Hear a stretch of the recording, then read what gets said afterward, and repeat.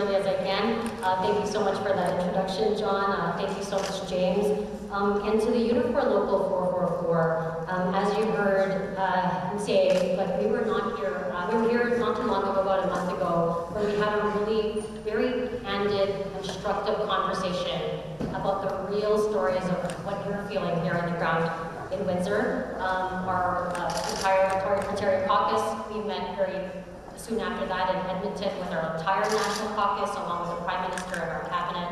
And we really talked about what can we do to help. And that's part of what our announcement here is all about. I also want to recognize that we also have Unifor Local 195 who are present with us, Unifor Local 200, Build a Dream, and Rose, your incredible group of women from west of Windsor, is here. And I know we have some local councillors, so thank you so much for coming out. We have Councillor Angelo Marigiani and Councillor Ronaldo Agostino. We have St. Clair College. Thank you to St. Clair College for all that you do. I had the opportunity of touring the facility and meeting with the small businesses that you support there. We have Michael Salvaggi and Gary McNamara, the mayor of Tecumseh. I'd love to meet you because I've been many times to Tecumseh while I was here at the university visiting our pastor that's out there. So I've been to Tecumseh many times. So I want to get straight to the point. The past few months, as we know here in Windsor, we understand shifts have been cut. Production has slowed. Many of you are feeling it right now as we speak, and supplier schedules have been thrown off. Families feel it every single day, especially at the dinner table, when you're gathering together, when you're looking over how do you cover your next mortgage payment, how do you cover your next rent payment, and wondering what may happen next. This is a reality that I know Canadians across the country are feeling, particularly the workers right here in Windsor in the auto sector, as a result of the American tariffs. Windsor is at the center because Windsor is a city that powers Canada's auto sector. I saw it firsthand. I had, when I was in university, many of my classmates, either their parents worked in the auto sector or they were local farmers. So I know firsthand how vital this sector is. So I studied in computer science at the University of Windsor. I won't mention that which class I graduated as it will date me. But the University of Windsor really set me on my path today. It made me who I am, and I owe this city my very, very best. And I know how important, again, the auto sector and families are. And I met my husband, when I graduated, I moved back to Toronto. I met my husband while working in the auto sector. I was working for a rental company. He was working in sales in a car company. We met over conversation and sharing a Tim Hortons pecan tart at the time. But I have been fully ingrained in the auto sector for a very long time prior to me ending up here in Valdez. So as you heard, last month my Liberal colleagues and I met with Unifor 444, and you did not mince words. You told us exactly what workers need. You needed income security because times are uncertain. You asked for labor support, particularly through training that leads to real jobs, and really understanding how we can pivot given what's happening today.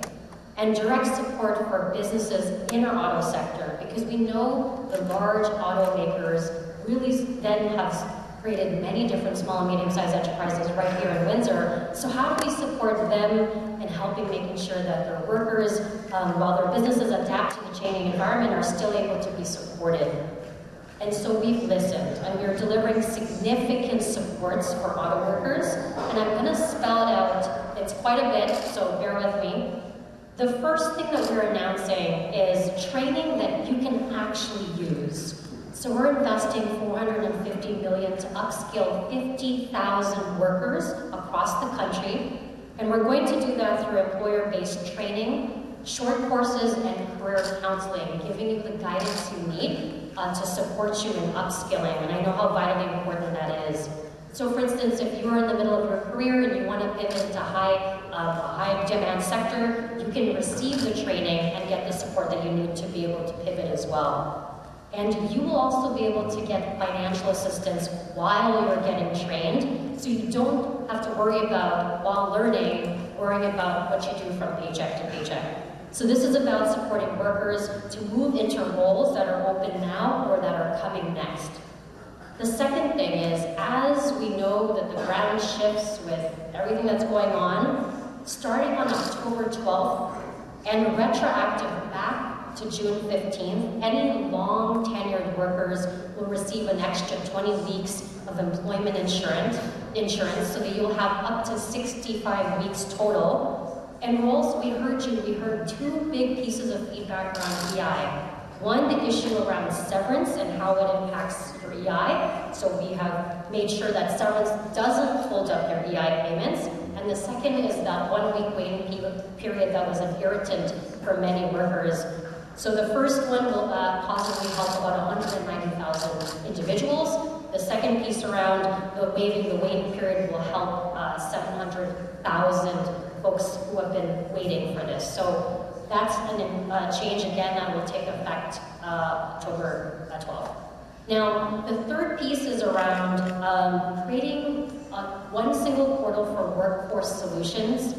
We're launching workforce alliances that bring unions that are right here, employers and industry leaders together to work together to navigate the training and hiring systems. And we're going to align both federal and provincial supports toward the same goal.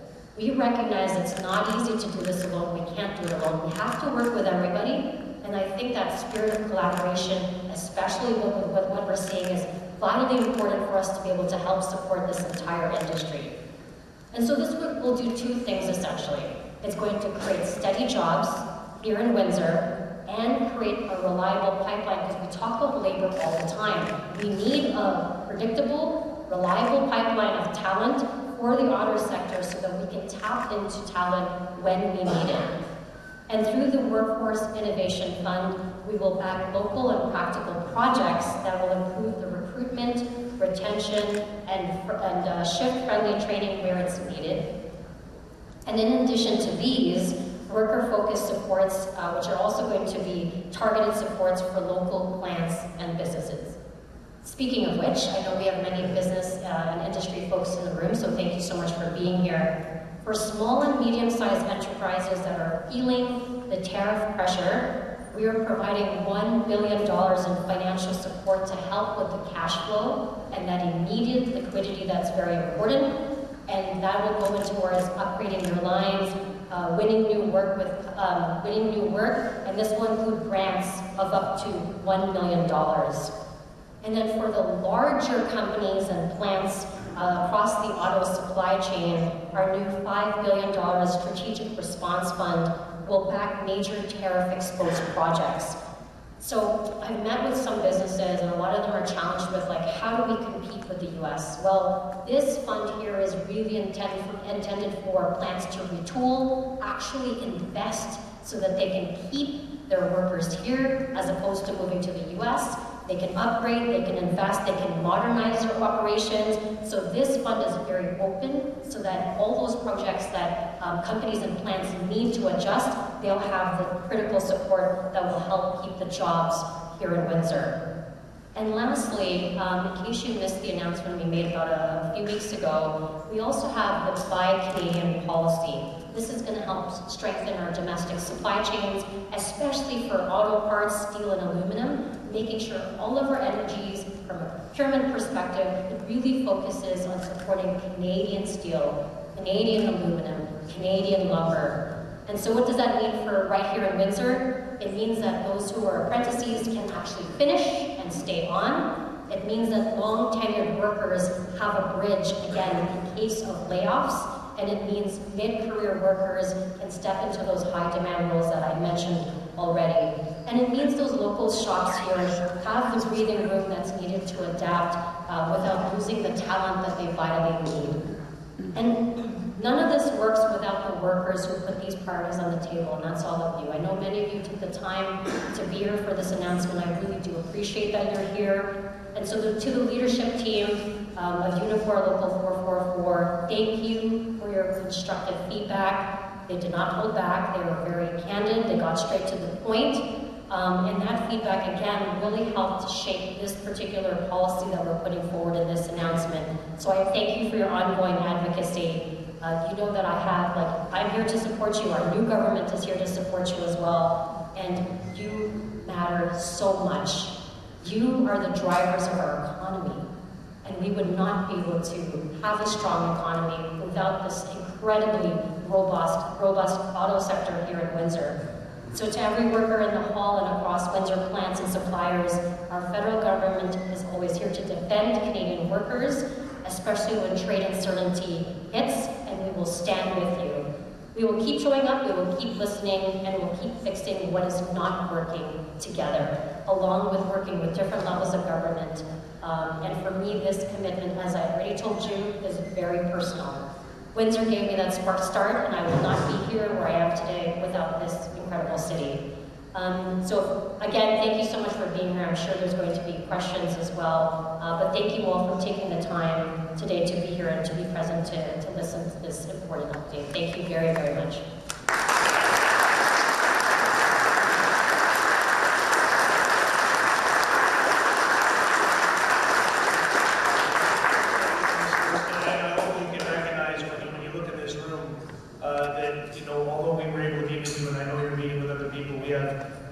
People in the room from education facilities. We have mayors from all over Windsor, Essex, councillors from Windsor, Essex, Gordon Orr, who's important for the city of Windsor, Workforce Windsor, Essex, the chamber here. We really do put an emphasis on working together to solve our problems, although there are times we don't agree. Collaboration, working together really solves a lot of problems. So thank you for your announcement today. I am going to introduce John Dagnolo. John is another one of our, what I consider to be an incredible labor leader, representing not only Local 200 as president, but also our auto council across Canada. John comes with a long history and experience of bargaining, and I'm just going to ask John to say a few words on behalf of our auto council.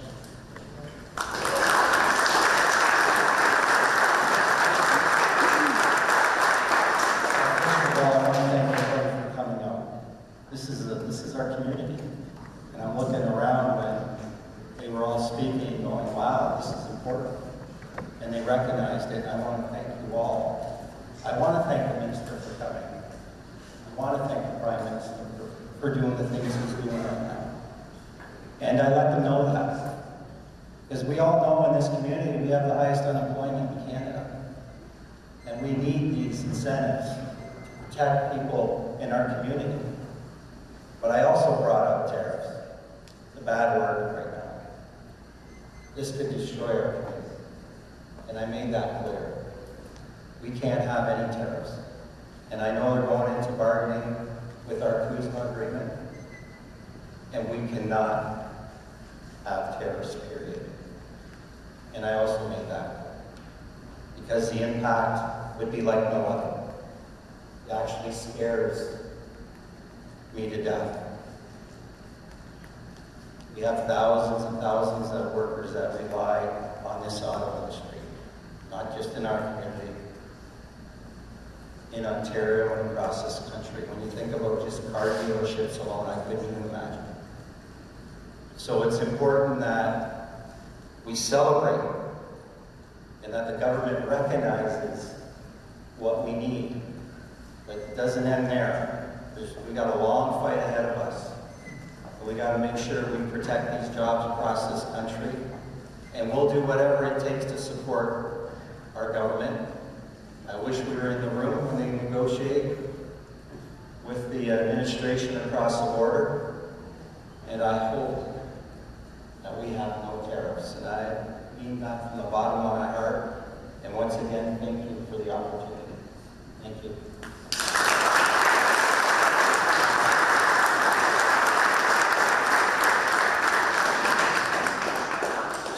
Coming to the end of our presentation, we are going to take some questions. I'm going to introduce Chris Zhao, the Director of Communications, to come up and say a few words, and then we'll end our meeting. Thank you again. Good morning. Before the minister comes around and says hi to folks, we'll just take some questions from the media. We'll do it a bit different. We'll invite the media to come up, which was one right here in this corner. One question, one follow-up, blocking of questions, and then the minister will come around and say hi to folks. Again, thank you so much for coming. Minister John James, very much. Come to this side, media as well. you need to ask the question, ask through the mic. Oh, okay.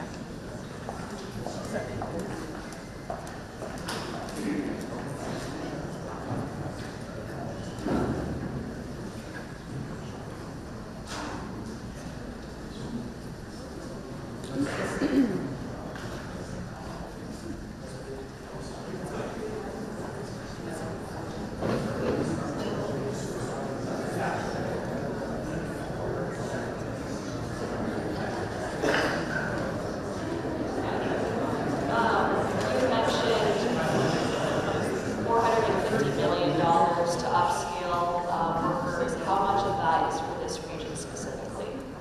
So what will happen with the 450 is we will work with the union to see what we can collaborate and come up with, and it depends on the proposals that come forward. But we have the 450 to help us build that. So, but I mean, when we get to that point where we're able to negotiate not just with Windsor but many different cities across Canada, we can give you some of those further details once we get there. But we have the 450 to help upskill and train up to 50,000 workers, and that's entirely up to the conversations that happen directly with different unions, industry, workers, etc. Sanjay Maru, CTV. In terms of the announcements made today, what can you tell me about the timeline of those initial discussions? When did the union first come to you and give you those candid comments? And then talk to me a little bit about the work that goes into those next steps. So you hear the feedback, and then how do we get to this point today? Yeah, that's a great question.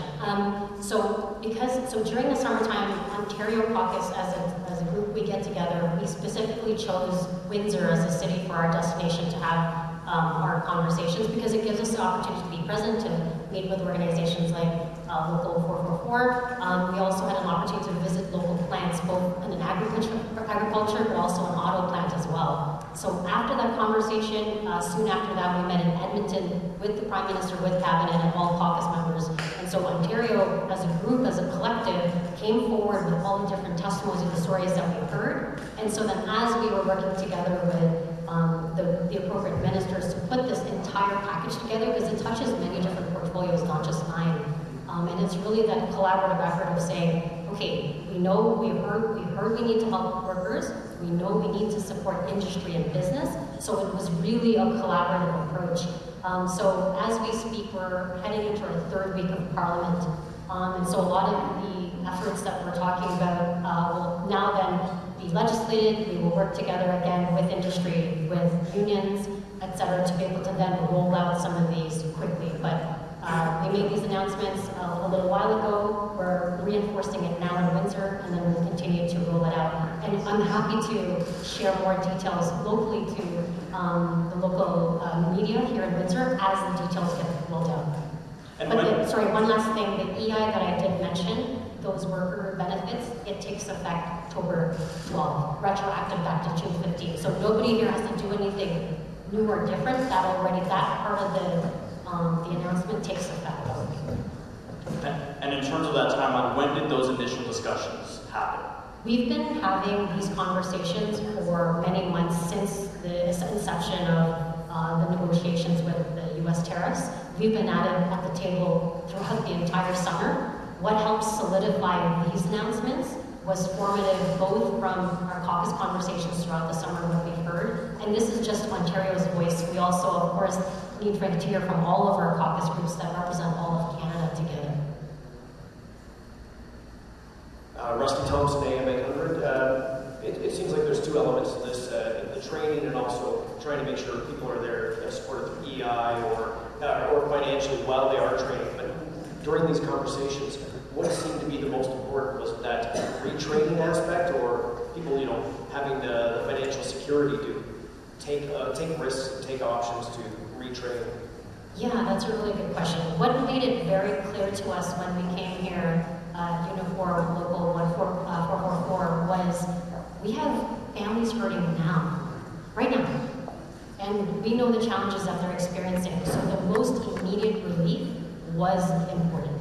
We also heard that businesses are hurting, plants, industry. So this is a comprehensive package that ensures that it's very thoughtful about all the different parts that need to ensure that we can have paychecks still going out to people, that we're supporting industry and businesses, and that we're really looking forward to developing some of those training that we vitally need. And our government isn't going to tell you what you need. We're working together with everyone to say, what is it that we really need? Do we need more line workers? What type of skills?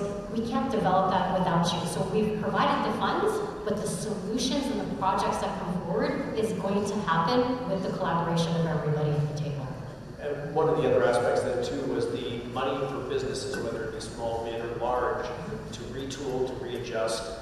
What kind of message was delivered on that? Was it saying, was it a case of we're seeing things change so rapidly that we're behind the 8 ball right now and trying to keep up with the reorganization of the global trade system? Or how was that conversation, I guess, got to where we are with all this money being provided? That's a great question. So maybe a little bit of context. So this entire summer since we left, so when we left Parliament, we launched the National Infrastructure Projects. That was huge. We came into the summer, and then during the summer, all of us did a lot of different outreach in our communities. The first was very clear, liquidity. Some businesses are really hurting. They're dealing with a lot of uncertainty. They don't have cash flow. So that immediate relief through BDC, up to $5 million to support, that helps you now today. The 2 other funds that I referred to, the Strategic Response Fund and the one through the RDAs, those are to help really with larger investments that businesses need. The other part that was worrisome for me, I've met with many different chambers, including the chamber here, is the issue around how do we make sure that plants and businesses don't leave.